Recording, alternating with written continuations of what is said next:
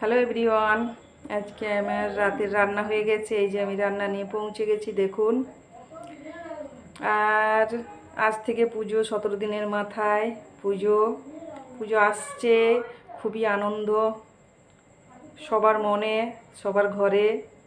কেনাকাটা, কোথায় যাব, কি ড্রেসটা কবে পরবো, সেই নিয়ে সবার খুবই চিন্তা হচ্ছে, বিশেষ করে আমাদের মেয়েদের। আর আনন্দ যেমন তেমনি ভাবছি 5 দিন হলেও ভালো হতো, কিন্তু এবছর তো একদিনে দুটো করে পড়ে গেছে।